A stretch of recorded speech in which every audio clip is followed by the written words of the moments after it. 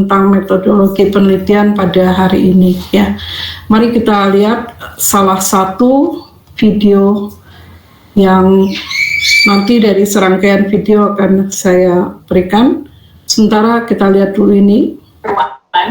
Today we're going to do a quick example of how to do a controlled experiment. This is how you're going to want to set up your scientific method experiment for the science fair. All right, so you have your laboratory notebook. You've done some brainstorming about what kind of thing you want to do.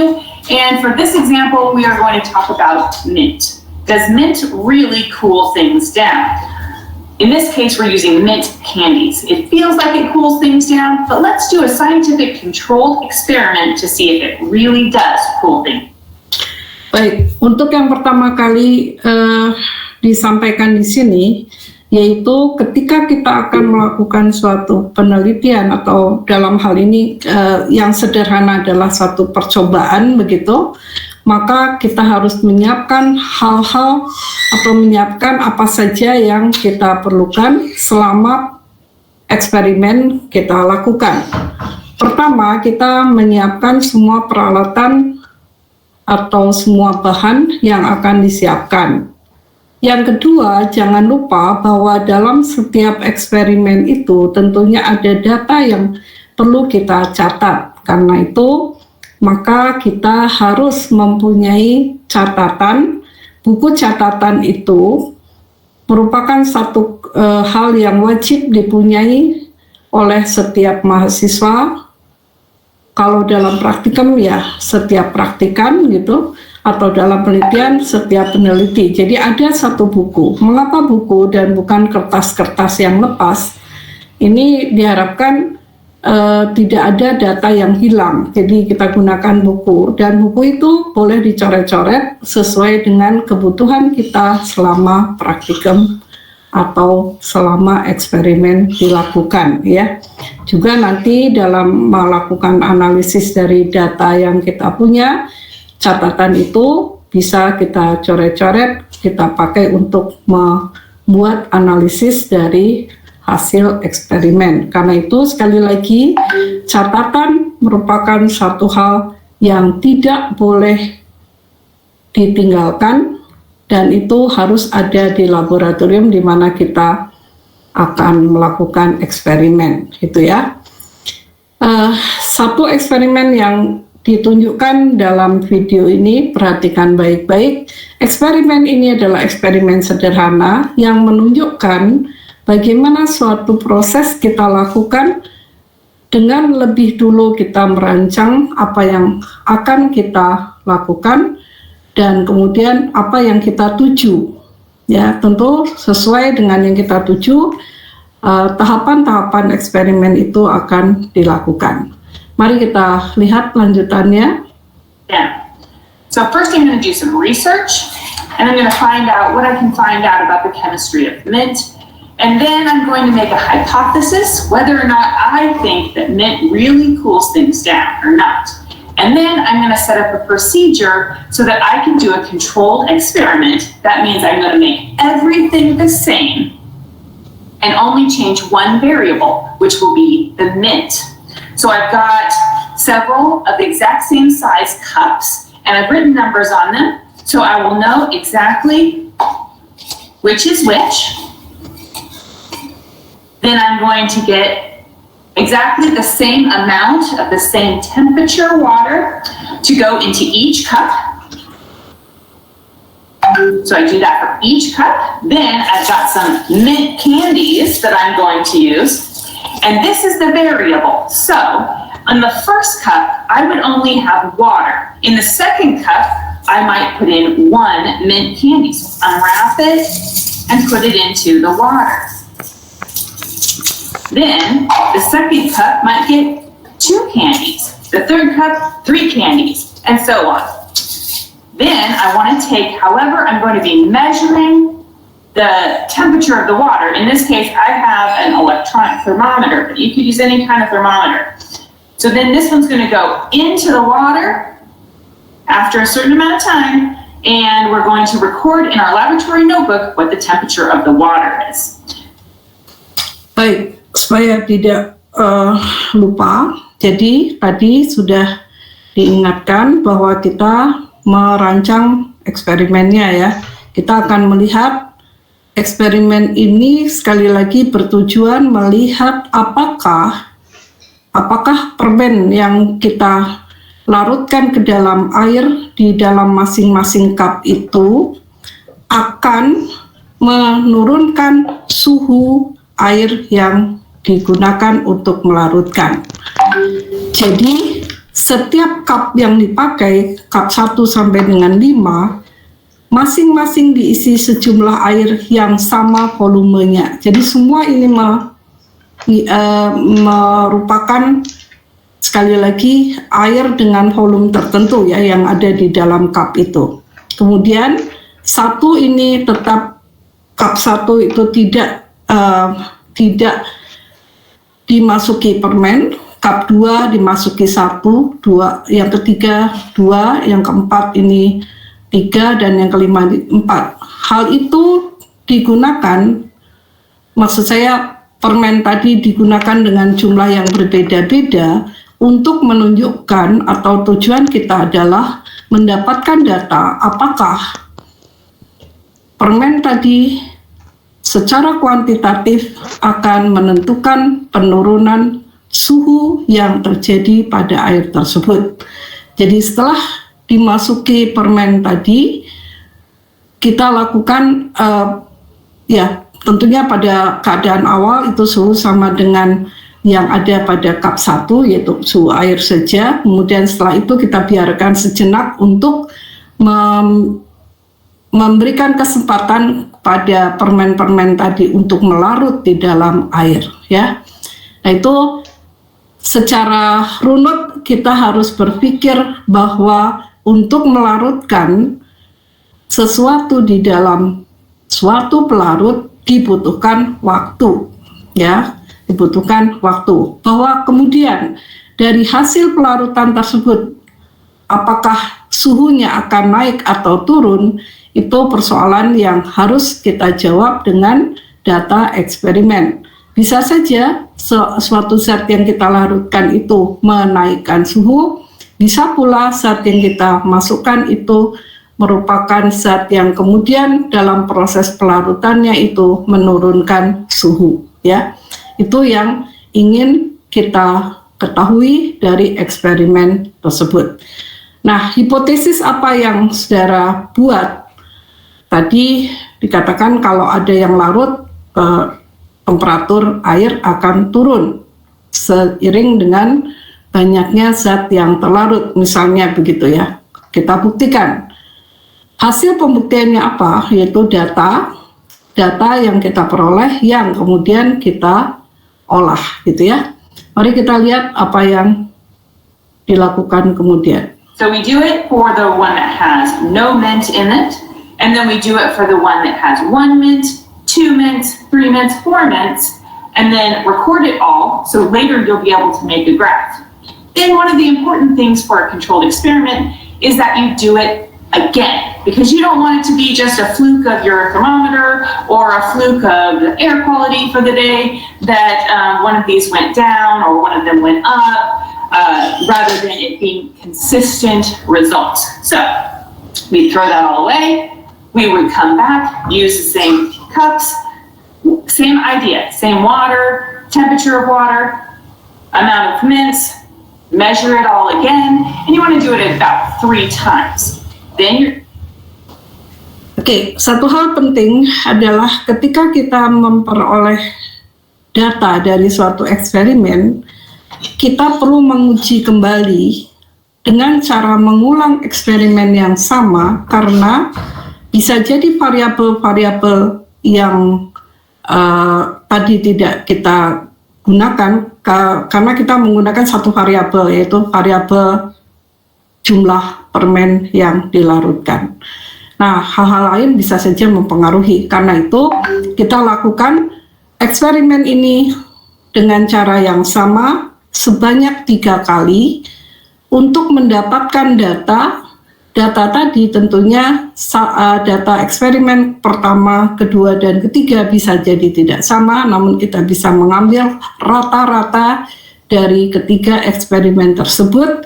Seperti apa hasilnya, itulah yang kita lakukan dalam pengolahan data. Jadi sekali lagi, kalau kita menggunakan suatu cara eksperimen dengan pengambilan data seperti ini, maka kita perlu melakukan duplo, triplo gitu ya, melakukan eksperimen yang serupa sebanyak 2-3 kali untuk memastikan bahwa semuanya itu jadinya valid begitu hasilnya ya. Jadi kesimpulan yang akan kita tarik itu menjadi bisa dipercaya atau valid ya. Karena kita lakukan tidak hanya sekali. Jadi linearitas dari suatu grafik ataupun pola grafik yang seperti apa itu tidak hanya dilakukan satu kali, bisa kita bandingkan satu terhadap yang lain. Nah, pola pikir seperti ini harus kita punyai sebelum kita melakukan penelitian. Jadi pengalaman-pengalaman di laboratorium untuk eksperimen-eksperimen yang sederhana itu merupakan satu kunci atau satu dasar bagi keberhasilan melakukan suatu penelitian. Jadi jangan mengabaikan apa yang sudah dilakukan terdahulu atau pengalaman-pengalaman terdahulu untuk diterapkan di dalam suatu proses penelitian ya. Itu merupakan satu hal yang sekali lagi tidak boleh diabaikan. Mari kita lihat lanjutannya. Going to take all that data that you wrote in your laboratory notebook and you're going to start analyzing the results using a graph, and then you can draw conclusions about whether the temperature of the water went up when there was more mint in the water, or if it stayed the same.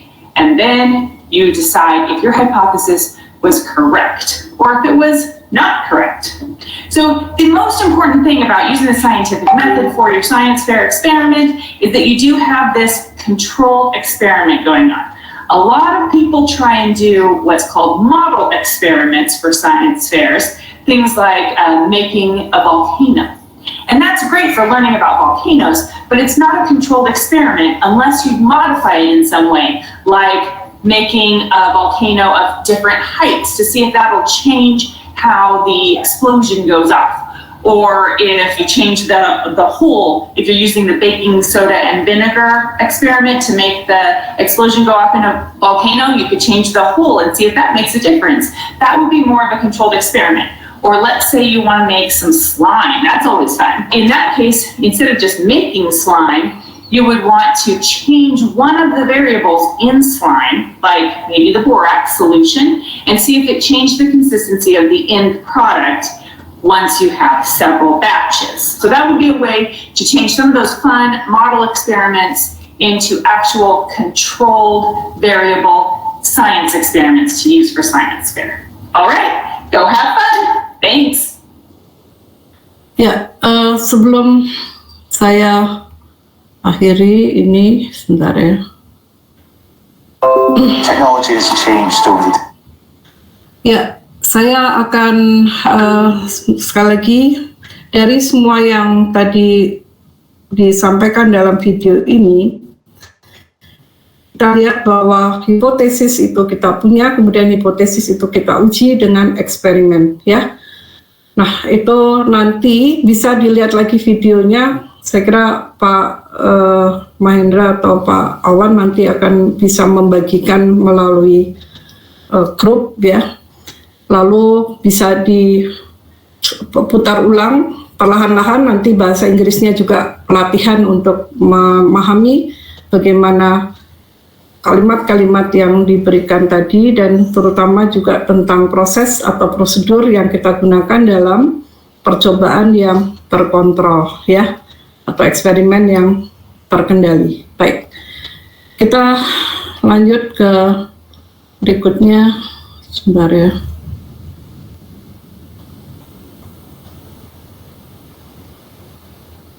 saya akan coba, kenapa nih? Ada, kok nggak keluar? Bentar.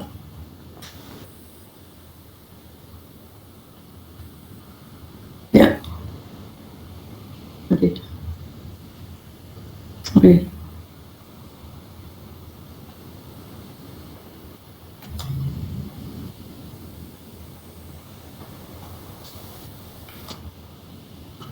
Bentar, ini ada sesuatu yang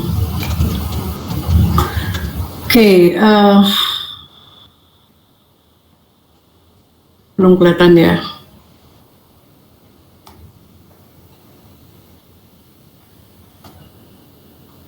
Udah kelihatan?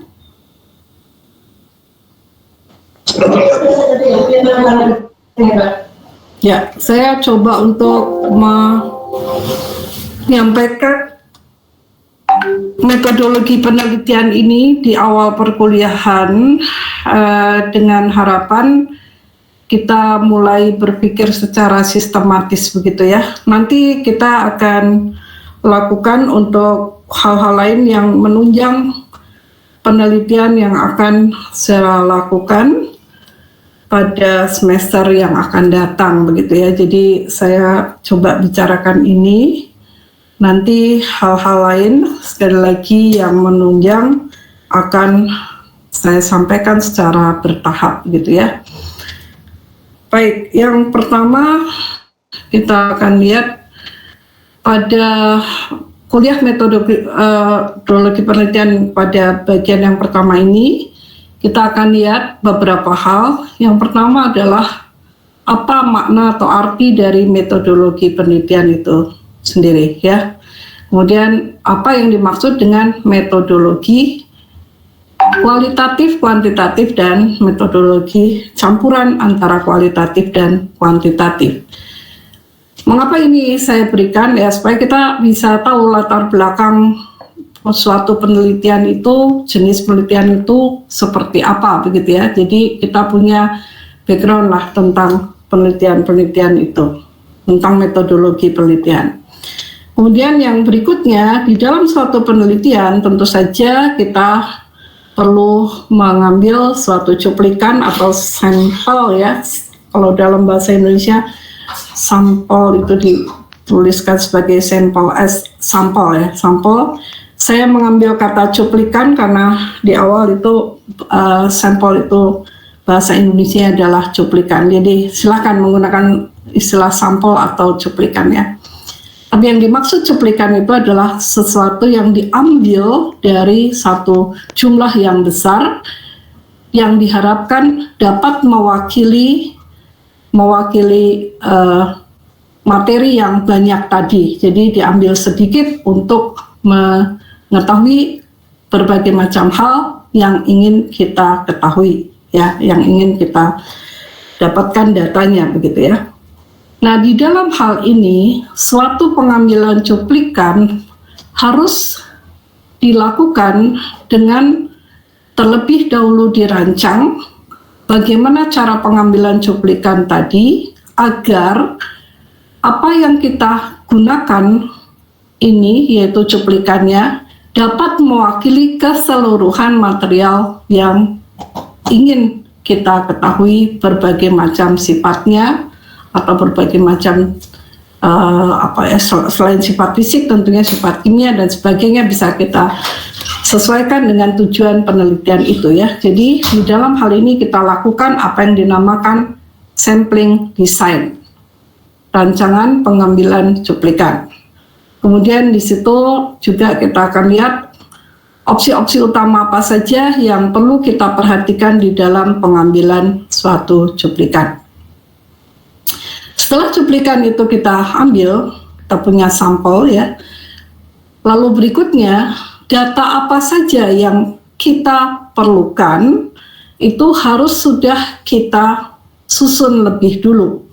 Sehingga nantinya itu tidak terlewat.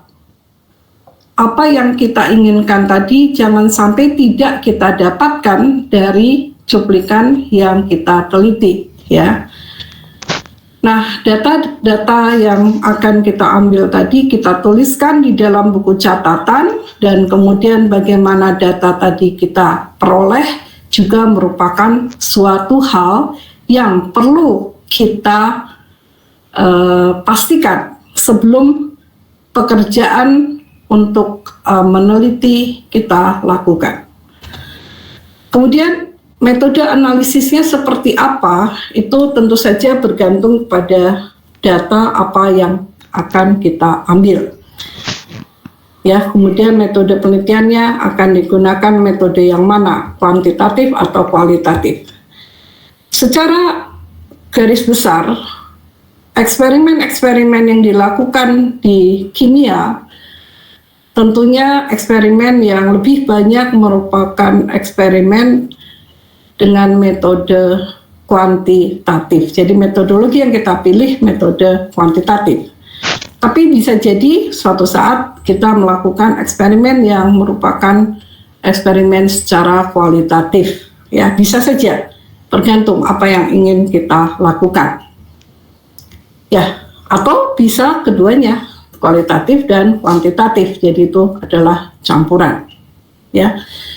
Oke, kalau tadi eksperimennya merupakan eksperimen sederhana, yaitu dengan hanya satu variabel, variabelnya adalah massa permen atau jumlah permen yang kita larutkan di dalam sejumlah air yang sama volumenya, maka di situ kita lihat apa yang diinginkan adalah adanya pengaruh jumlah yang dilarutkan, yaitu permen yang kita pakai tadi, yang permen yang kita lakukan dilarutkan dalam air. Secara ini ya, hipotesisnya tentunya makin banyak yang kita larutkan, maka perubahan suhu yang akan terjadi itu semakin besar. Itu hipotesisnya. Dan kemudian data apa yang ingin kita atau yang akan kita ambil, yaitu data suhu. Suhu yang pertama adalah suhu dari pelarut murni, yaitu air. Kemudian yang kedua, kita mengambil data tentang suhu dari setiap cup, di mana setiap cup tadi zat yang kita larutkan, permen yang kita masukkan itu berbeda-beda jumlahnya. Nah, itu adalah data yang kita peroleh nantinya. Jadi ada data suhu air murni atau suhu pelarut murninya, tidak ada zat larutnya, dan seterusnya. Kemudian setelah itu kita lakukan, datanya terkumpul, lakukan analisis.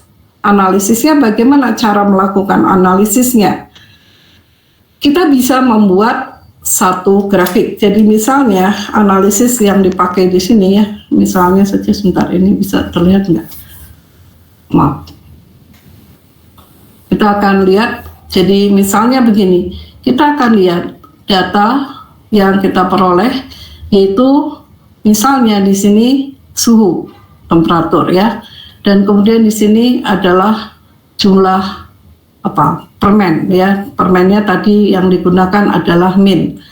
Jadi 1, 2, 3, 4, 5. Nah, suhu air murni yaitu suhu pada saat zat yang dilarutkannya adalah 0. Jadi di sini ada 0, 1, 2, 3 dan seterusnya. Lalu bagaimana suhunya?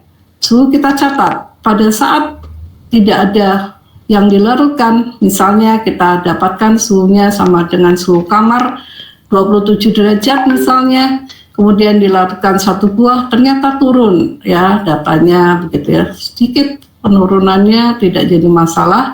Kita lihat bagaimana hubungannya, apakah hubungannya linear ataukah akan berbentuk kuadratis ya, berbentuk kungkung gitu ya, antara suhu dengan zat yang dilarutkan dan sebagai data itu kita alurkan saja pada suatu grafik ya. Jadi yang harus kita pastikan grafik yang akan kita buat itu grafik antara apa dengan apa gitu ya.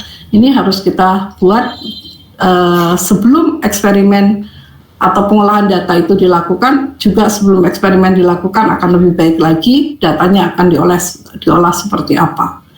Nah ini ya, jadi ini penting di dalam setiap langkah eksperimen yang akan kita lakukan. Jadi semuanya disiapkan dengan baik.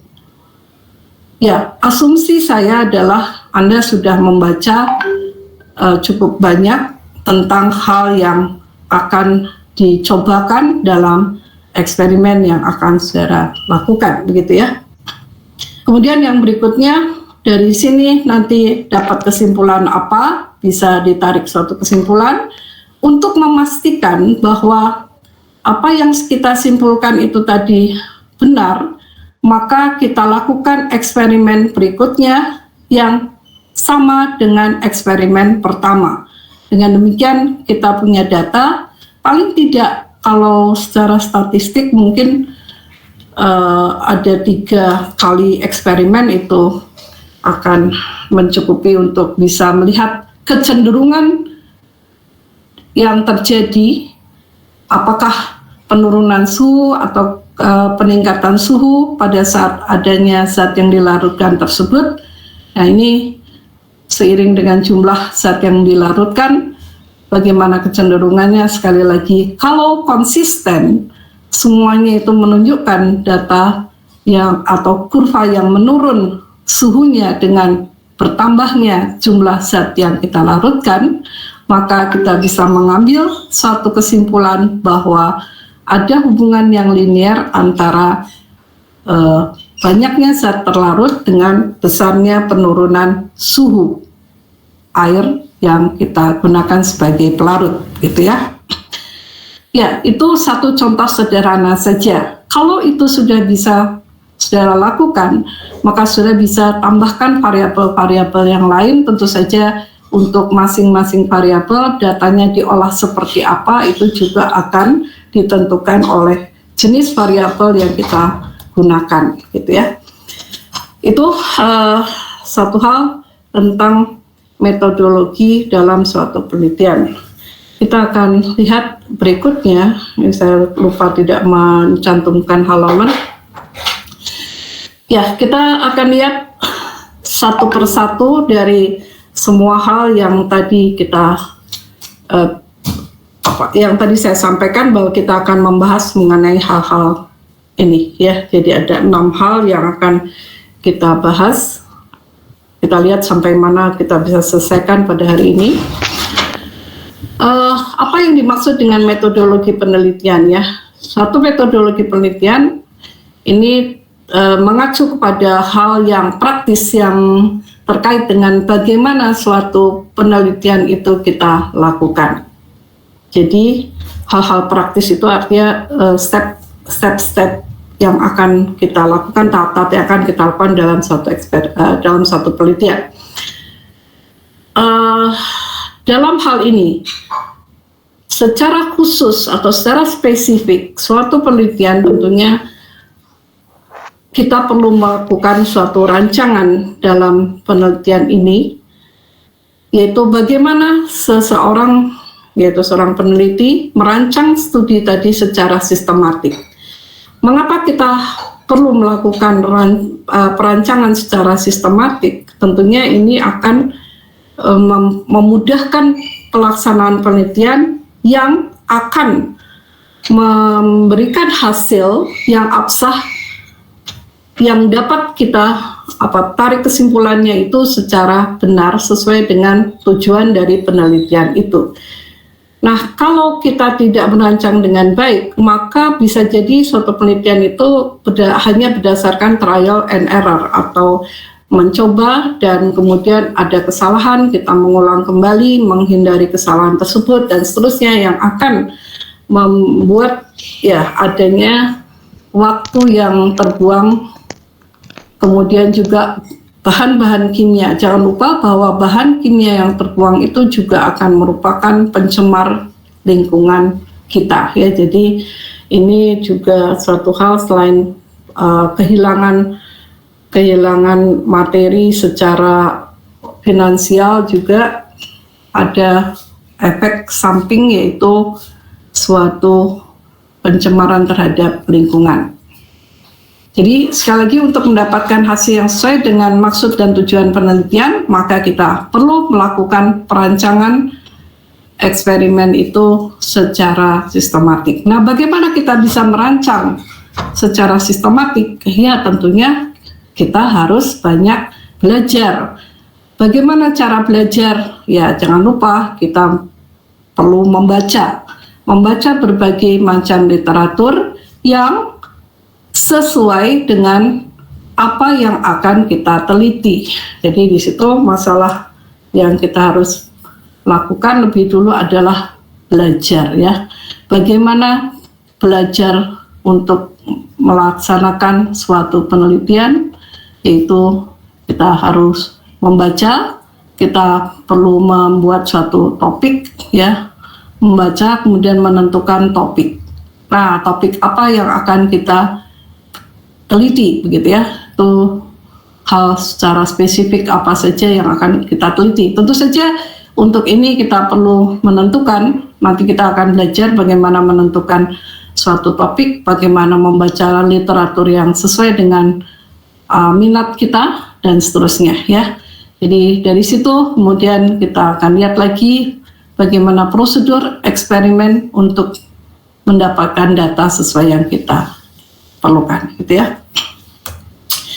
Baik, ini salah satu contoh, misalnya penentuan data apa yang akan dikumpulkan dan apa yang dapat diabaikan. Jadi artinya data itu bisa banyak kalau kita mengambil banyak data. Kemudian dari data itu yang penting itu apa yang harus kita kumpulkan, dan kemudian kalau ternyata ada data lain yang kita peroleh dan kemudian tidak diperlukan, ya bisa kita abaikan, gitu. Nah, ini tentang mana yang perlu dikumpulkan dan itu menjadi sesuatu yang sangat penting, dan mana yang kita dapat abaikan itu juga nantinya perlu kita lihat, kita catat, ya. Yang diabaikan sekalipun kalau ada datanya bisa kita catat, nanti kita putuskan apakah akan digunakan atau akan diabaikan, gitu ya. Kemudian berikutnya tentang siapa yang akan mengambil data dan dari mana, dari mana data itu akan diperoleh.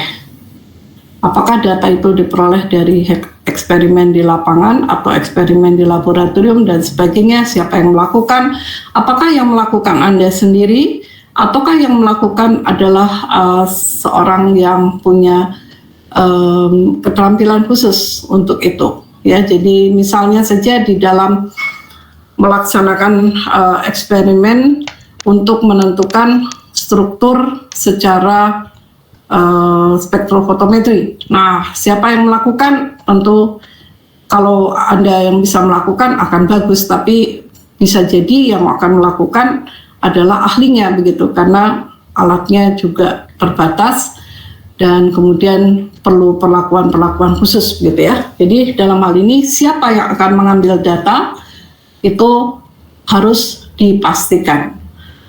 Tapi kalau Anda mengambil sendiri sampelnya, membuat sendiri eksperimennya, ya berarti Anda selesaikan sampai sesuai dengan, ya, diselesaikan sesuai dengan yang dirancang, begitu ya. Dengan demikian maka apa yang saudara peroleh itu akan bisa saudara jadikan pengalaman juga untuk keterampilannya, dan datanya juga sudah bisa lihat selama eksperimen berlangsung, sudah bisa lihat juga kecenderungan data yang diperoleh itu seperti apa. Kemudian yang berikutnya, cara mengumpulkan data. Ini merupakan satu hal yang kita sebut sebagai metode pengumpulan data. Nah, metode pengumpulan data ini sekali lagi, kalau tadi eksperimen yang sederhana, datanya itu hanya data tentang jumlah zat yang dilarutkan, dan kemudian data berikutnya adalah temperatur akibat pelarutan tersebut, ya, temperaturnya seperti apa dari 5 cup yang tadi dipakai dalam eksperimen. Yang sederhana seperti itu. Tapi kalau data yang akan diambil lebih banyak lagi, tentu saudara harus lihat bagaimana cara mengumpulkan datanya. Jangan sampai nanti eksperimen sudah berjalan, ada data yang terlewat, aduh tadi harusnya dicatat tentang ini, atau diperiksa tentang ya sesuatu yang lain begitu ya. Nah itu sekali lagi jangan sampai terlewat, karena itu siapkan dengan baik bagaimana metode pengumpulan data dalam melaksanakan suatu eksperimen. Nah, data itu tidak akan berarti apa-apa jika kita tidak pandai menganalisisnya. Sederet angka itu bisa berarti hanya jika angka-angka tersebut diolah dan kemudian dianalisis apa yang dapat disimpulkan dari data yang ada. Jadi untuk itu kita harus tahu metode analisis datanya itu seperti apa ya. Ini harus betul-betul dipelajari, didiskusikan dulu. Setelah siap, nah lakukanlah analisis datanya dan sudah nanti bisa mendapatkan kesimpulan yang tepat. Ya. Contohnya saja mengenai data sifat antioksidan misalnya. Antioksidan sifatnya seperti apa dari setiap jenis antioksidan. Nah tentunya di situ diperlukan apa saja, kekuatan antioksidan tadi bisa diperoleh melalui apa, eksperimen yang mana, dan datanya itu bagaimana mengolahnya. Itu ada prosedur yang harus diikuti dan tentunya terlebih dahulu harus dipelajari. Kalau sudah yakin, maka data tadi dapat diolah dengan metode yang sudah diyakini tepat ya. Ada pertanyaan sampai situ? Ini mengenai metodologi penelitian. Silakan. Silakan, jangan ragu-ragu.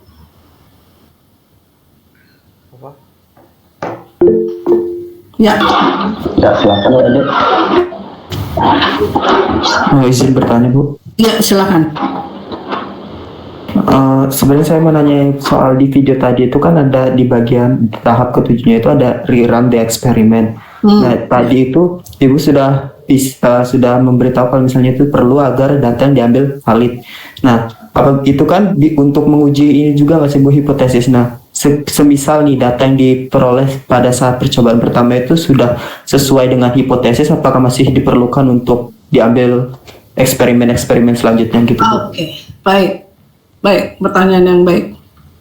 Ya, diperlukan untuk memastikan, karena begini, bisa saja itu untung-untungan gitu ya, pertama kali kita lakukan eksperimennya, oh itu udah bagus gitu ya. Tetapi bagaimana kecenderungan itu secara alami, akankah dia berulang hal yang sama atau tidak? Nah itu yang perlu dibuktikan dengan cara melakukan eksperimen kembali.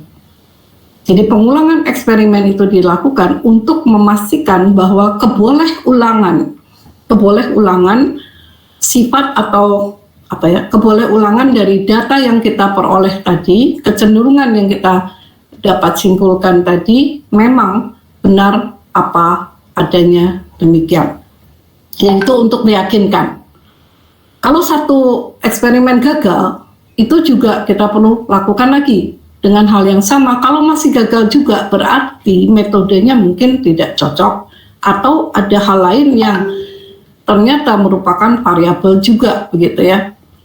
Yaitu variabel misalnya kelarutannya itu bagaimana. Kalau kelarutannya rendah, biar kata jumlah yang dilarutkan banyak atau jumlah yang kita masukkan ke dalam air tadi berubah-ubah jumlahnya, tapi karena kelarutannya kecil, jadi pengaruhnya tidak signifikan begitu ya. Nah itu, jadi pengulangan itu kita perlukan untuk memastikan bahwa keboleh-ulangan eksperimen tersebut keboleh-ulangan dari kecenderungan yang terjadi tersebut sifatnya benar adanya.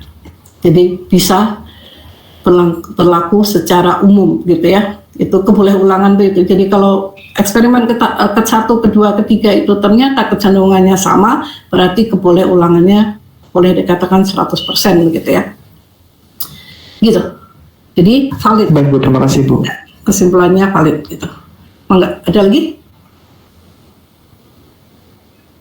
Oke, kalau belum ada kita lanjutkan ya.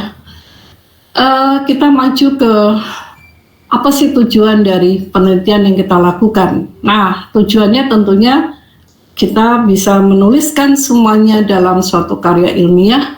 Karya ilmiahnya itu untuk Anda misalnya berupa skripsi atau karya tulis ya. Karya tulis yang berdasarkan eksperimen. Nah, eksperimen tadi bisa saja eksperimen yang di laboratorium atau juga bisa jadi sesuatu yang sifatnya komputasi gitu ya. Nah, itu ada cirinya masing-masing gitu ya. Ada cirinya masing-masing, kekhasan masing-masing, bagaimana mendapatkan data dari eksperimen, bagaimana melaksanakan eksperimennya.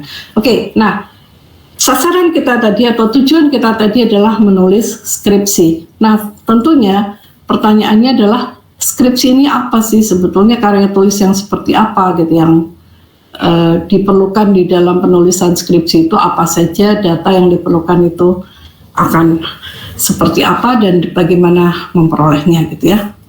Dalam satu karya ilmiah yang baik tentunya akan ditemukan bagian atau merupakan bab atau subbab yang menyebutkan metodologi penelitian. Jadi metodologi penelitian ini dinyatakan juga di dalam tulisan tersebut. Metodologinya itu apa? Kuantitatif misalnya. Hal ini mencakup aspek-aspek yang telah dikemukakan seperti yang tadi pada slide ke-1 dan kedua ya. Slide kedua lah. Satu hal yang sangat penting untuk kita perhatikan adalah bab metodologi yang baik dalam karya ilmiah menjelaskan tidak hanya metodologi apa yang dipilih, melainkan juga menjelaskan mengapa metodologi tersebut dipilih ya. Apa yang dipilih, katakanlah yang kuantitatif tadi, kemudian mengapa kok kuantitatif ya, kita memerlukan data eksperimen yang kemudian akan mengaitkan antara jumlah materi dengan katakanlah sifat-sifat fisik dari suatu senyawa atau suatu proses pelarutan misalnya, atau bisa juga mengapa kita perlukan metodologi yang kita ambil tadi adalah kuantitatif, karena kita ingin melihat suatu katakanlah kemurnian dari senyawa melalui data apa, yaitu spektroskopi atau juga dengan cara-cara yang lain begitu ya. Jadi itu yang sekali lagi kalau dinyatakan dalam metodologi yang Anda pilih, maka ini akan sangat baik ya. Jadi selain apa metodologinya, juga mengapa kita pilih metodologi tersebut. Kalau di dalam ilmu sosial banyak metodologinya, sekali lagi eksperimen atau research-nya itu yang menggunakan metodologi kualitatif. Tapi kalau kita sebagai saintis bidang kimia, banyak data yang kita perlukan yang sifatnya itu bilangan ya, besaran-besaran yang kemudian secara kuantitatif bisa kita dapatkan di dalam proses penelitian. Nah, itu yang menyebabkan kita memilih yang kuantitatif gitu ya. Ya, dengan kata lain, bab tentang metodologi harus menegaskan tentang desain yang dipilih dengan menunjukkan bahwa metode dan teknik yang dipilih adalah yang paling baik dan paling cocok sesuai dengan maksud dan tujuan penelitian. Jadi tentunya untuk suatu penelitian kita perlu memastikan dulu tujuan penelitian kita itu apa. Kalau kita sudah tahu tujuan penelitiannya, maka metodologi yang akan dipilih itu bisa kita pilih, kita rancang ya. Hasil dari eksperimen yang kita lakukan atau penelitian yang kita lakukan tentunya haruslah hasil yang valid, yang absah begitu. sehingga dengan demikian bisa berlaku umum. Kemudian metodologi penelitian yang baik akan menghasilkan penemuan-penemuan yang saintifik. Sekali lagi, semua data yang diperoleh itu harus dicatat, kemudian nanti dikelompok-kelompokkan. Dari kelompok-kelompok data tersebut nanti kita akan bisa olah, dianalisis, dan kemudian kita mendapatkan apa saja dari situ kita bisa laporkan dalam bentuk hasil dari penelitian ini berupa karya tulis ya. Kita akan lihat pilihan-pilihan desain berikut ini. Yang ini saya akan berikan gambaran tentang apa yang dimaksud dengan metodologi kualitatif, kuantitatif, dan campuran keduanya. Sebenarnya apa yang berbeda dari ketiga metode tersebut? Secara sederhana dapat dibedakan melalui hal berikut, yaitu apakah metode penelitian yang kita gunakan itu berfokus pada kata-kata atau bilangan atau campuran keduanya. Kalau berfokus pada kata-kata ya dalam hal ini ya kalimat-kalimat begitu, maka itu research-nya adalah research yang kualitatif sifatnya ya. Bagus, jelek, sedang, dan sebagainya, itu kualitatif, kualitas sih jadi yang kita lihat. Kemudian kalau data yang kita peroleh itu berupa angka-angka, bilangan-bilangan, atau ya pada dasarnya numerik lah ya, maka kita masuk ke metode kuantitatif. Jadi kuantitatif research. Ini sekali lagi untuk orang kimia yang terbanyak itu adalah, atau hampir semuanya adalah quantitative research. Nah, campuran keduanya ini merupakan kombinasi yang kualitatif dan kuantitatif, di mana keduanya mungkin ada korelasi satu dengan lainnya juga, bisa kita buat korelasinya, maka kita pakai kedua metode itu. Setidaknya kita tahulah apa itu research kualitatif dan apa itu research kuantitatif, dan kemudian bagaimana research yang campuran di antara keduanya, gitu ya. Oke, kita lihat misalnya research kualitatif. Suatu saat mungkin saudara akan bekerja melakukan suatu research yang sifatnya kualitatif ya. Misalnya pengaruh pencemaran udara terhadap kualitas kecerdasan masyarakatnya gitu ya, kecerdasan orang-orang di suatu wilayah tertentu. Contohnya saja misalnya kita akan lihat bagaimana kualitas, ya kalau tadi saya katakan kecerdasan, kualitas kesehatan misalnya di area sekitar pabrik semen misalnya, di mana pabrik semen itu kita tahu pasti bahwa lingkungannya mengandung pencemar di udara, yaitu berupa debu-debu, ya pastinya ada, sedikitnya ada debu-debu di udara yang melebihi kadar yang ada pada udara normal ya itu. Nah kemudian itu risetnya adalah riset kualitatif. Apakah juga kuantitatif? Bisa saja kuantitatif, tapi setidaknya riset kualitatifnya itu menunjukkan kesehatannya rata-rata seperti apa. Oh rata-rata orang di situ misalnya punya kecenderungan untuk menderita sakit paru gitu ya. Ada kelainan atau ada penyakit-penyakit yang terkait dengan fungsi paru, misalnya paru-paru ya. Nah, di dalam hal ini data yang kita lakukan tentunya data tentang siapa saja yang sehat, siapa saja yang biasa, yang sering sakit, sakitnya apa dan sebagainya. Itu analisisnya berupa ada data berupa kata-kata ya, dituliskan di situ. Kemudian juga bisa kuantitatif, bisa kuantitatifnya bisa pada berapa banyak orang yang sakit, cenderung sakit, dan kemudian dari sana bisa dibuat suatu data statistik ya. Data statistik nanti diolah, dapatlah hasil yang berdasarkan data numeriknya gitu ya. Jadi itu riset kualitatif, riset kuantitatif bedanya di situ. Kalau kuantitatif kita perlu bilangan-bilangan, kalau kualitatif itu banyak yang dilakukan oleh para periset di bidang sosial. Kemudian analisis kualitatif bisa juga berfokus, maaf sudah.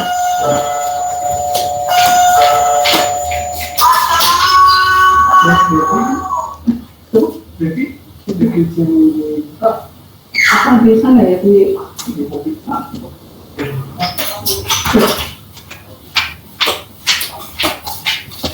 maaf ada gangguan sebentar ya. Jadi sekali lagi analisis untuk kualitatif itu bisa berfokus pada bahasa tubuh atau yang kita sebut sebagai body language gitu ya, untuk misalnya orang-orang yang meneliti psikologi seseorang gitu ya, kaitan psikologi dengan perilaku orang bisa jadi. Kemudian bisa unsur-unsur visual yang tampak oleh mata ya.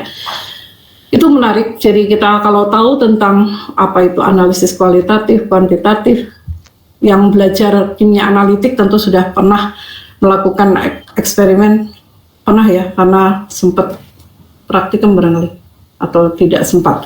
Oke.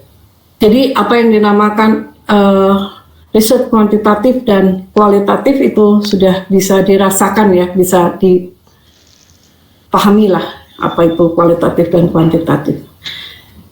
Ya, oke. Sekali lagi ini saya berikan untuk membuat Anda lebih pede begitu di dalam melakukan research, dan nanti kalau bertemu dengan orang-orang bidang lain, Anda juga sudah memahami apa itu yang namanya research kualitatif dan apa itu research kuantitatif ya. Oke, contoh dari riset kualitatif itu misalnya begini, ini kan mau menjelang pemilihan presiden gitu, bagaimana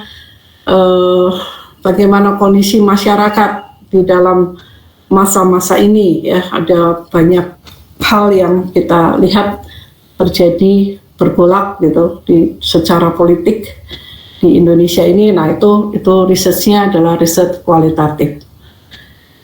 Oke, kemudian yang kita pakai yang kuantitatif tadi, misalnya di dalam eksperimen yang lalu itu mahasiswa 2018 sudah melakukan penelitian-penelitian. Nah, secara umum penelitian tadi adalah penelitian yang kuantitatif, semuanya kuantitatif ya. Contohnya apa? Yaitu misalnya saja yang dikaitkan dengan ini, suhu pengaruhnya terhadap banyaknya zat yang terkandung di dalam air pada suatu sumber air panas gitu misalnya, atau adanya mikroba, banyak macamnya mikroba di dalam air, suhu normal, suhu dingin, suhu panas dan sebagainya. Nah itu ada suatu eksperimen yang pada dasarnya kita akan melihat adanya hubungan antara banyaknya makhluk hidup yang bisa hidup di air dengan temperatur yang berbeda-beda, mikroba jenis apa, yaitu mikroba yang jenis yang tahan pada suhu tinggi dan sebagainya. Nah itu secara umum, sekali lagi, eksperimen-eksperimen yang dilakukan di kimia itu adalah eksperimen yang kuantitatif.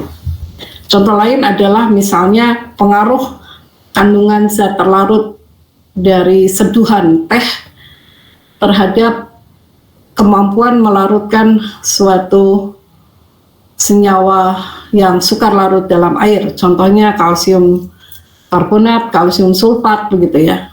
Makin banyak zat terlarut dari teh yang diseduh itu ya, terlarut dalam teh yang hasil seduhan itu, maka semakin banyak zat maksud saya zat kalsium karbonat, kalsium sulfat yang larut dalam air, yang larut di dalam air dibandingkan antara air dengan air yang mengandung teh itu, mengandung senyawa-senyawa hasil ekstraksi dari teh ya, dari daun teh. Nah itu sesuatu yang sifatnya kuantitatif. Nah kemudian nanti apakah ada suatu batas, misalnya batas kejenuhan dari suatu larutan sehingga setelah sejumlah tertentu, berapapun banyaknya zat padat yang kita masukkan, tidak akan lagi larut. Itu yang kita sebut sebagai, kemudian disimpulkan, kelarutan suatu zat di dalam suatu pelarut, ya, atau di dalam suatu kita namakan secara umum pelarut lah. Pelarut tadi bisa air, bisa pula bukan air, bisa pula air yang mengandung sesuatu yang lain, gitu ya. Ya, macam-macam yang lain lagi. Demikian pula dengan katakanlah kita ingin menentukan suatu struktur dari senyawa organik, kita menggunakan apa? Yaitu menggunakan spektroskopi, misalnya NMR gitu, kalau kita bisa menentukan strukturnya. Nah, itu juga datanya adalah data-data kuantitatif ya. Baik, itu gambarannya tentang metode kualitatif, kuantitatif dalam eksperimen atau dalam suatu riset. Selanjutnya kita akan lihat bagaimana saya memilih metodologi riset yang tepat. Nah, pertama diutamakan menentukan maksud dan tujuan penelitian yang akan dilakukan. Ini harus pasti dulu.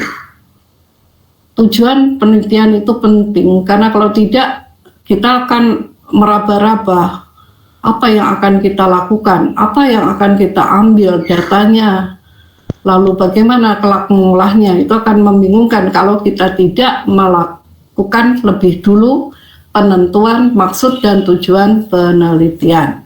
Ya, bahannya bisa sama, tujuan penelitiannya bisa beda. Contohnya saja, misalnya minyak goreng, gitu ya, minyak goreng kita sebut minyak goreng ya, minyak sayur. Kalau orang sosial barangkali sekarang ini yang dilihat adalah kecenderungan orang Indonesia menggunakan minyak. Nah, ini bisa datanya diperoleh secara kualitatif, bisa pula diperoleh secara kuantitatif. Kuantitatif yaitu banyaknya orang yang menggunakan minyak seliter dalam 1 minggu misalnya, atau macam-macam yang lain. Yang secara kualitatif itu bisa kita lihat adalah kecenderungan apa yang terjadi dengan kenaikan harga minyak misalnya. Bisa itu ya, jadi bisa kualitatif, bisa kuantitatif, tergantung tujuan penelitian kita. Jadi sekali lagi, ketika kita akan masuk masa menentukan apa yang akan kita lakukan, maka kita harus tahu maksud dan tujuan penelitian itu. Nah, untuk tahu maksud dan tujuan penelitian, apa yang harus dilakukan? Banyak-banyaklah membaca, kemudian kita melihat peluang apa yang kita punya untuk bisa menjawab pertanyaan-pertanyaan yang muncul dari apa yang kita baca, gitu ya. Nah, itu. Kemudian yang berikutnya, jika tujuan utamanya melakukan eksplorasi, maka dipilih metode kualitatif. Mengeksplor apa yang terjadi, itu kita pilih metode kualitatif. Sebaliknya, jika bertujuan untuk membuktikan sesuatu, atau katakanlah kita punya hipotesis, atau kita buat suatu hipotesis, kemudian kita ingin buktikan apakah hipotesis kita itu benar atau salah, maka kita lakukan eksperimen yang metode eksperimennya atau metode risetnya adalah kuantitatif. Ini kurang huruf A. Ya, jadi itu sekali lagi, karena kita di kimia ini kebanyakan adalah sesuatu yang berkaitan dengan hipotesis atau juga katakanlah ingin menentukan struktur suatu senyawa atau hal-hal lain yang terkait dengan jumlah dari material yang kita periksa, maka kita lakukan pemilihan metodologinya adalah kuantitatif. Tentu saja metodologi kuantitatif yang mana yang akan Anda gunakan, bagaimana caranya, segala macam itu disesuaikan dengan apa yang dituju, ya. Sebentar, ini saya kehilangan penanya. Ya, ada pertanyaan sampai situ?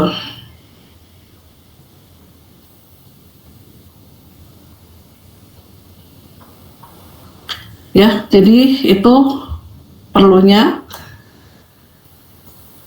Jangan khawatir di dalam penelitian yang waktunya pendek nanti kita akan bantu.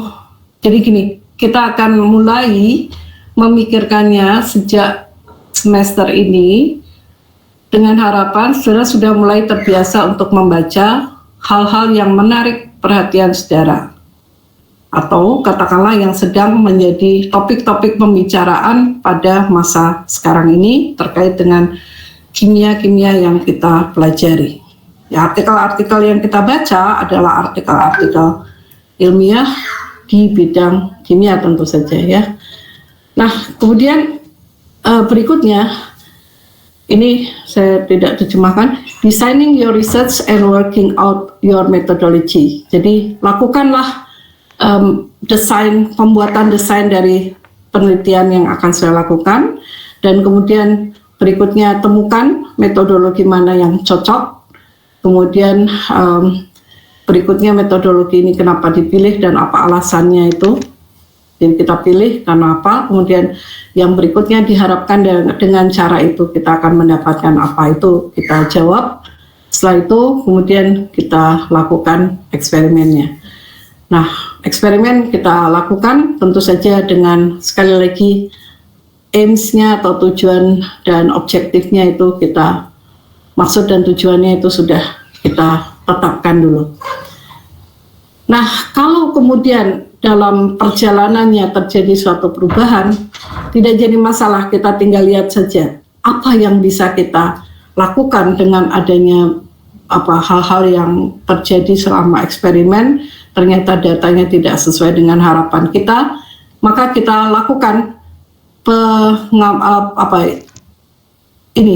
pengolahan data, kemudian kita lakukan pengambilan keputusan apa yang akan kita laporkan atau apa yang akan kita teruskan untuk mendapatkan suatu karya tulis berupa skripsi itu ya. Jadi itu, dan itu terus akan mengalir sampai dengan selesai.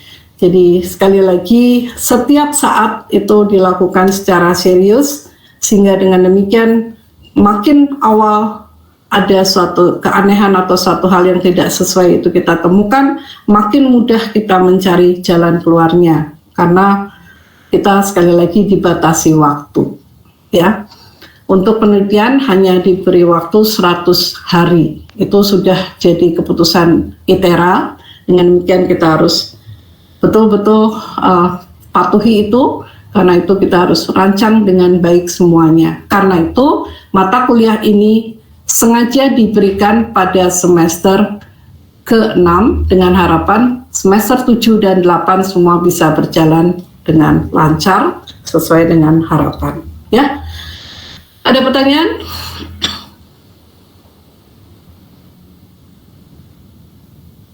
Ya, mungkin masih ngawang-ngawang ya, tapi ini perlu saya sampaikan supaya saudara nanti mulai bisa berpikir secara lebih sistematis, sampai pada akhirnya saudara nanti menentukan bidang apa yang akan saudara tekuni, lalu nanti kita membuat kajian literatur sesuai dengan bidang yang diminati, kemudian nanti membuat proposal. Syukur-syukur kalau sudah mendapatkan siapa yang akan menjadi pembimbing, sehingga nantinya bisa memulai dengan pembuatan suatu proposal terkait dengan tugas akhir yang akan dikerjakan. Tetapi andaikan tidak pun tidak jadi masalah, kita ambil pembuatan proposal itu sebagai suatu latihan, sehingga nanti di semester 7 saudara bisa bikin proposal dengan baik dan melakukan penelitian pendahuluan.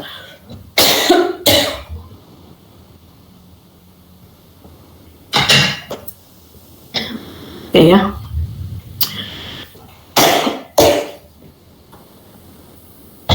Ya, ini masalah kualitatif, kuantitatif, dan metode campuran itu sekali lagi pendekatannya berbeda. Untuk yang kualitatif fokusnya pada kata-kata, kemudian kuantitatif kepada angka-angka atau juga pada pembuktian suatu hipotesis, atau kita perlu kedua-duanya? Oke, ada pertanyaan?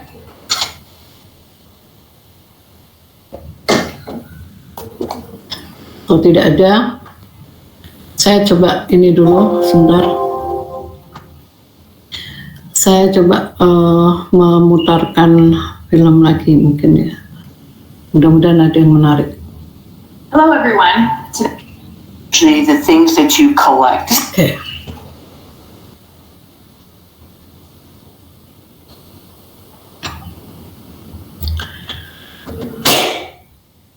Kita selingi dulu dengan film ya. Bentar.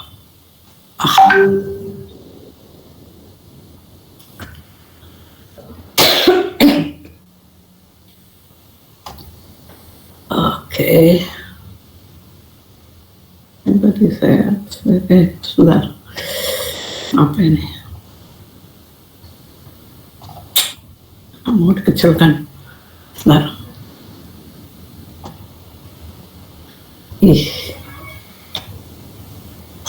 Sharing di mana sih ini?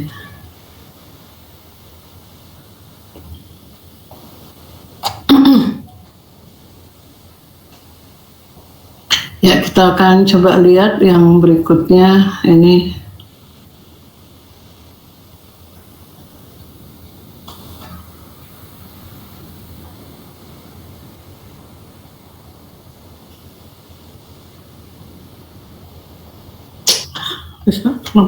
Bisa kelihatan apa enggak? Belum. Ini enggak. Sudah muncul tapi belum diputar video. Ya. Sebenarnya ini enggak bisa diputar sih. Ada masalah apa? Maaf, saya ini lagi deh. Stop sharing dulu. Kadang-kadang gitu sih.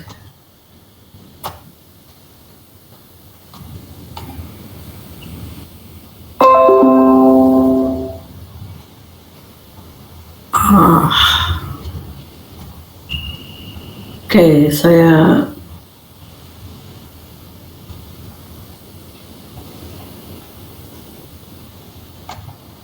kenapa dia nggak mau macet? Oke lah, saya pikir ini ada masalah di komputer saya. Saya lanjutkan ini dulu.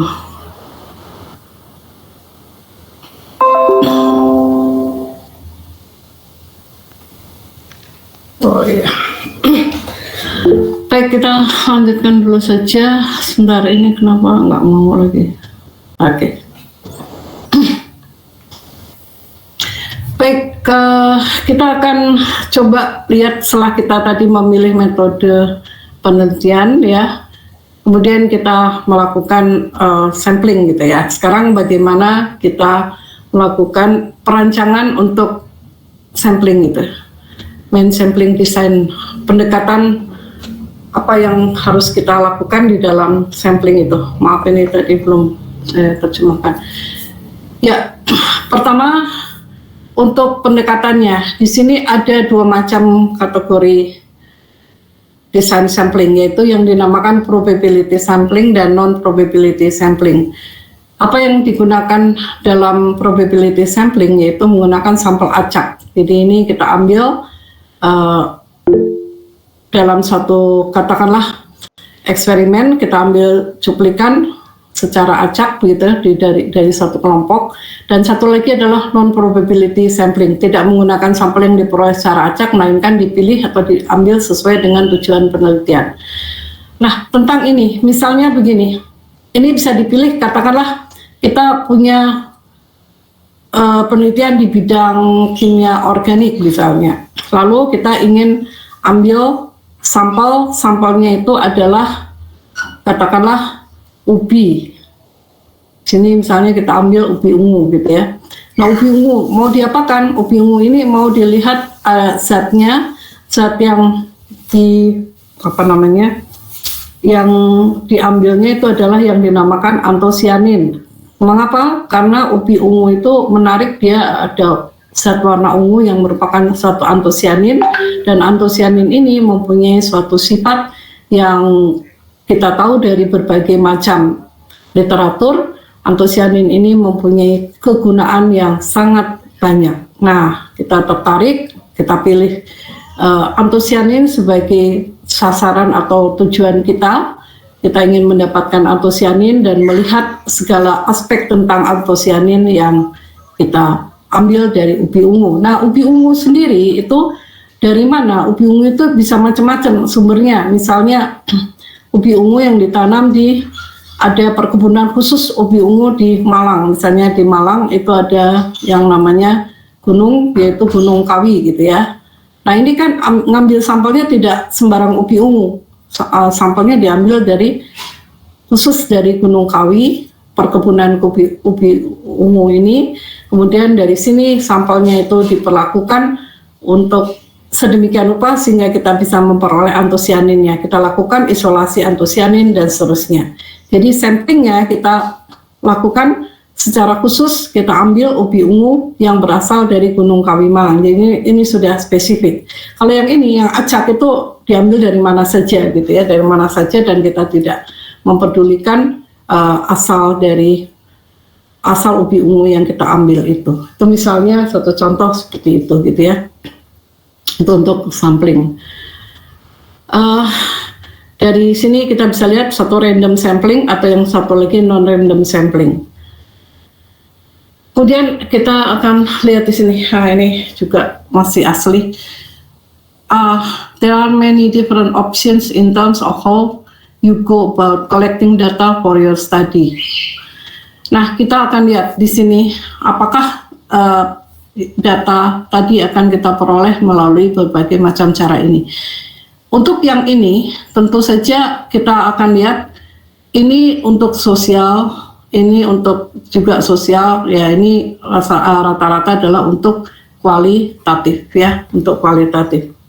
Nah, untuk tujuan yang kuantitatif, tentunya kita memerlukan data yang lebih jelas. Di sini apa yang kita inginkan ya. Ini untuk kualitatif, kuantitatif itu pertama yaitu kita ingin mendapatkan data secara statistik. Kalau ini kita mau lihat data statistiknya. Kemudian yang berikutnya ada korelasi apa antara satu dengan lain yang kita peroleh. Misalnya korelasi antara, kalau tadi itu eksperimen, korelasi antara jumlah zat yang terlarut dengan penurunan suhu larutan gitu ya. Atau di dalam hal ini regresinya seperti apa, itu juga dapat dari data-data khusus. Ya, tentang hal ini tentu saja untuk quantitative research kita memerlukan sekali lagi apa tujuan kita. Kalau tujuan kita sekali lagi tadi mendapatkan antosianin dari ubi ungu, tentunya yang kita harus lakukan adalah bagaimana cara mengisolasinya. Jadi kalau kembali ke sini tadi, bagaimana koleksi data itu kita peroleh, maka kita peroleh melalui eksperimen dengan cara apa yang dinamakan sebagai isolasi dengan cara khusus, yaitu bisa dengan cara maserasi gitu ya, atau bisa dengan cara ekstraksi yang lain begitu ya. Itu ada cara-cara yang kita tentukan berdasarkan apa, yaitu berdasarkan research aim-nya atau tujuan research-nya ya, aim and objektifnya itu apa. Nah, dari sini kita tentukan sekali lagi tadi misalnya ada ubi, kemudian kita akan ambil antosianin. Untuk mengambil antosianin, bagaimana caranya? Ini ada satu eksperimen tertentu. Jadi ada metode apa? Yaitu ada metode isolasi. Nah, setelah antosianin terbentuk, kemudian kita lihat ini secara kuantitatif, bisa kita lihat analisis secara kuantitatif ya. Kuantitatif analisis, bisa kita lihat bagaimana jumlah antosianinnya. Nah, setelah kuantitatif, kita bisa lihat lagi dari eksperimen berikutnya adalah suatu analisis kualitatif. Nah, kualitatifnya itu apa? Ini jadi metodenya jadi campuran ya. Kualitatif itu berkaitan dengan jenis antosianin. jenisnya, kemudian berikutnya sifat bagaimana struktur gitu ya. Strukturnya itu juga bisa kita lihat bagaimana komposisi strukturnya. Ini bisa misalnya dengan HPLC gitu ya. Kita lihat secara kualitatifnya itu ada berapa jenis.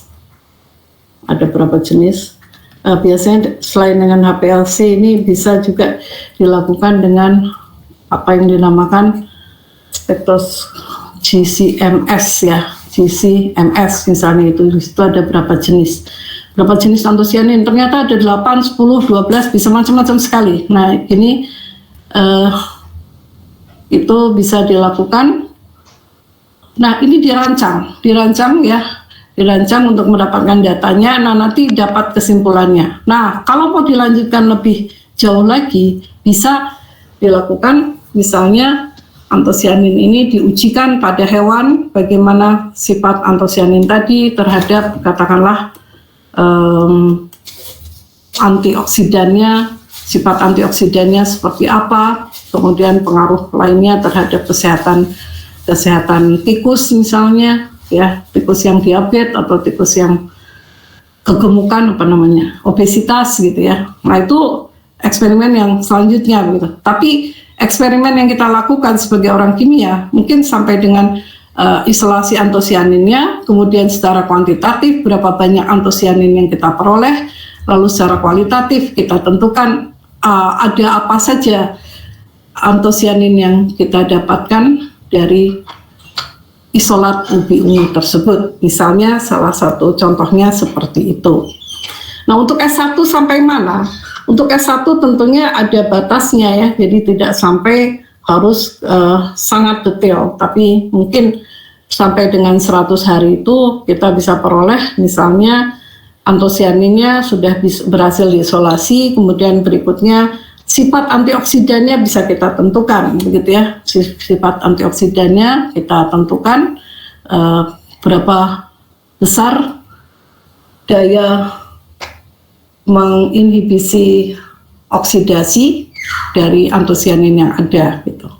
Nah sampai situ lalu disimpulkan tentang antosianin yang berhasil diisolasi dengan metode tertentu dapat yang berasal dari ubi tertentu diisolasi dengan cara tertentu, didapatkan jumlahnya secara kuantitatif berapa banyak per katakanlah 100 gram kering begitu, berapa banyak per 100 gram kering. Kemudian sifat yang diperiksa berikutnya adalah sifat sebagai antioksidan. Nah kalau mau dilihat lagi lebih lanjut, ada berapa banyak jenis antosianin yang ada, masih ada waktu begitu. Kemudian ada alatnya juga, dilakukan pemeriksaan dengan cara GCMS misalnya, satu kaliran kita bisa lihat ada berapa banyak antosianin yang terdapat dalam ekstrak ubi ungu itu. Nah itu sampai dari situ kemudian kita membuat laporan tadi berdasarkan data dan analisis yang kita lakukan sudah selesai gitu ya. Itu untuk organik misalnya. Untuk anorganik bisa macam-macam lagi yang lain, analitik juga demikian. Ya, saya kira itu yang saya perlu sampaikan mengenai sampling dan kemudian berikutnya bagaimana kita mengolah data ya. Lalu ini tadi modelingnya, ya ini untuk jenis yang lain penelitiannya akan ada secara spesifik untuk kimia organik, analitik juga, kemudian fisik juga punya cara tersendiri. Demikian pula dengan yang biokimia yang menggunakan mikroba, uji aktivitas dan sebagainya. Ya, setelah dilakukan analisis, kemudian berikutnya kita akan bisa membuat laporan. Nah, sebelum itu semua, nanti kita akan pelajari tentang bagaimana membuat suatu proposal. Nah, tentu saja pembuatan proposal itu setelah kita bisa memperoleh tadi tujuan penelitian kita apa. Jadi topik penelitian kita apa, tujuannya apa, baru kemudian metodologi yang akan dipilih apa, bagaimana mengumpulkan data, dan bagaimana mengolah data. Nah, setelah itu ada semua, baru kemudian kita membuat proposal. Nah, untuk proposal itu kita bisa lihat saya bisa melakukan googling untuk model-model proposal penelitian untuk bidang kimia, ya, cari aja.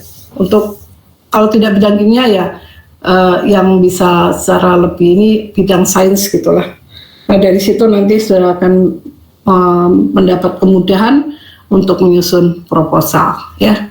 Jadi mestinya dalam semester ini saudara sudah bisa punya satu proposal di akhir semester.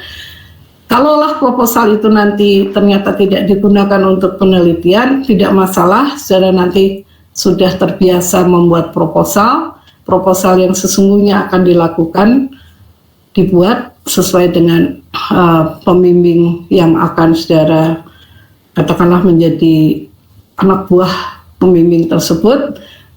Penelitiannya apa, semuanya itu disesuaikan dengan cara menentukan sekali lagi tujuan penelitian dan seterusnya sesuai dengan tadi sistematika yang sudah kita bahas, ya.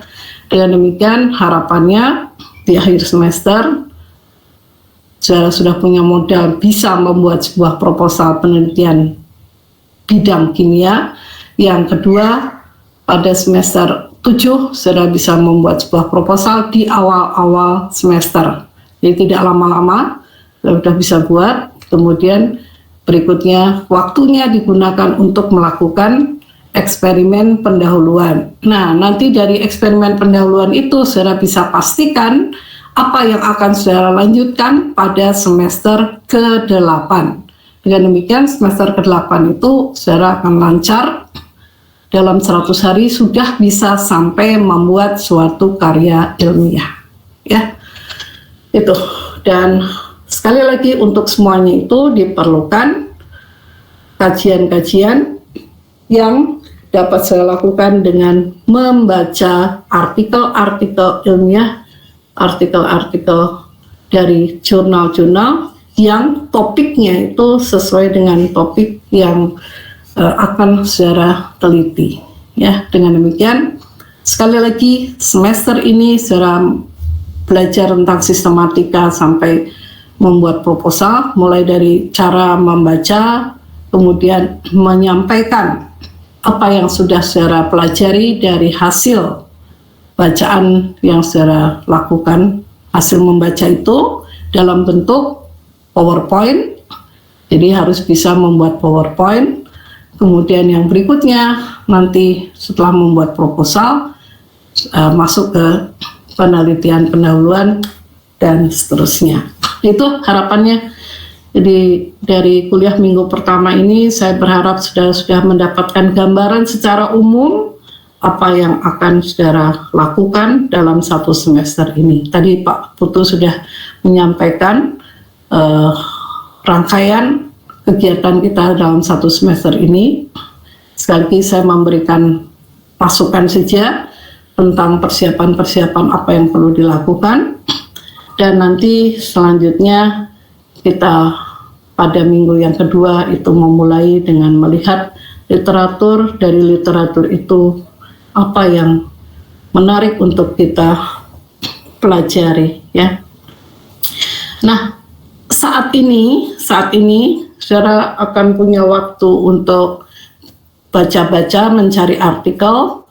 Coba saudara cari artikel-artikel yang menarik buat saudara, apakah bidang kimia organik, analitik, atau secara umum kimia saja. Temukan satu artikel dari jurnal yang terbit dari tahun 2010 lah, 2010 sampai kini, ya, 10 tahun terakhir. Coba lihat hal-hal yang menarik apa saja yang sudah bisa ambil. Satu orang satu artikel, kemudian nanti kita koordinasikan untuk menyampaikan artikel tersebut dalam bentuk PDF-nya. Kita lihat dalam grup nanti, lalu dari situ kita akan bicarakan apa yang harus kita lakukan kemudian. Saya kira itu saja dari saya. Bentar.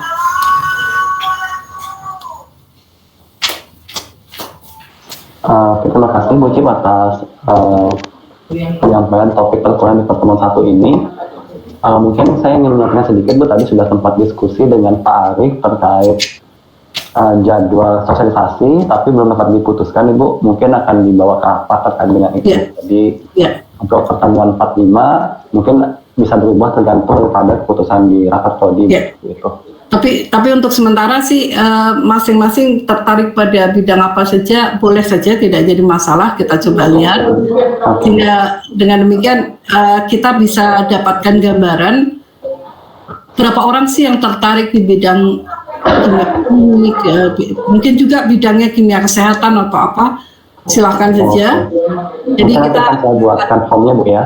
Ya, bisa lihat ini ya Pak. Jadi nanti artikel itu juga bisa, kalau bisa kita buat, maksud saya kita kumpulkan PDF-nya gitu, versi elektroniknya. Nanti sama-sama kita bisa lihat, nah ini ada satu artikel yang bisa kita kaji lah. Kita lihat dari situ. Saya minggu depan itu akan coba lihat satu artikel pilihan dari mahasiswa. Kemudian kita kaji bersama artikel tadi bagaimana, dan kemudian itu kita bisa lihat apakah apa yang kita pelajari hari ini itu tercakup di dalam artikel tersebut. Jadi misalnya kita analisis apakah metodologinya itu kuantitatif, kualitatif, apakah di situ aim-nya atau tujuan penelitiannya itu jelas gitu. Kemudian yang berikutnya analisisnya itu menggunakan apa, pengambilan sampelnya menggunakan apa, kemudian koleksi datanya seperti apa, bisa kita lihat dari salah satu artikel. Tapi saya inginnya artikel itu dari mahasiswa. Jadi saya berharap paling tidak akhir pekan ini sudah ada satu artikel yang bisa saya pilih. Jadi dari sekian banyak artikel, mungkin dari artikel-artikel itu bisa kita kumpulkan di mana nanti Pak Putu yang ambil, Pak Putu dan Pak. Baik Bu, akan saya buatkan tautan nanti Bu untuk mahasiswa. Ya, nah tautan-tautan itu apa? Nanti kita bisa lihat. Saya akan ambil salah satu untuk kita kaji. Dari situ mahasiswa mendapatkan pengalaman gitu. Oh ini caranya menuliskan tujuan penelitian, mengapa tujuan penelitian itu dituliskan seperti itu berdasarkan data yang kita lihat di artikel tersebut, kita bisa kaji. Nah dari situ pengalaman bisa kita bisa kita lihat bersama-sama, dan kemudian nanti setiap mahasiswa yang sudah punya artikel pilihan itu melihat di situ tujuannya dari peneliti yang karyanya itu dibaca. Kemudian dari situ kita bisa lihat juga bagaimana orang tersebut melakukan pengambilan sampel, pengumpulan data, dan kemudian bagaimana mengolah data. Supaya setiap orang punya pengalaman melihat orang lain itu bagaimana caranya melakukan, mulai dari pengambilan topik, kemudian menentukan tujuan penelitian, metodologinya seperti apa, ya, dan seterusnya, seperti rangkaian yang kita bicarakan hari ini. Ya, nanti soal proposal belakangan akan kita bicarakan secara khusus saja. Tentang kuliah hari ini nanti saya berikan ke Pak Putu saja untuk diteruskan ke mahasiswa, karena rekaman kuliah tidak ada ya sekarang ini. Iya benar Bu, tidak ada lagi rekaman. Ya, karena itu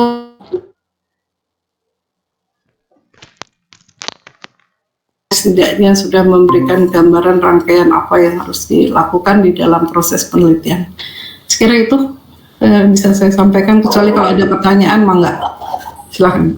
Ya. Oke, Adik-adik, silakan jika ada pertanyaan kepada Bu Cip disampaikan sekarang, mumpung masih ada waktu yang tersisa.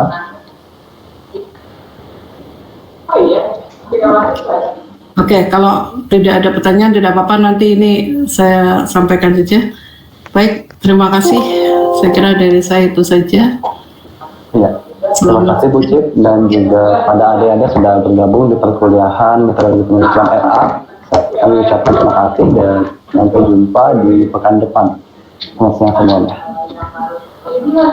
Ya, selamat siang. Assalamualaikum warahmatullahi wabarakatuh. Waalaikumsalam warahmatullahi wabarakatuh. Selamat siang. Terima kasih Bu. Terima kasih Pak.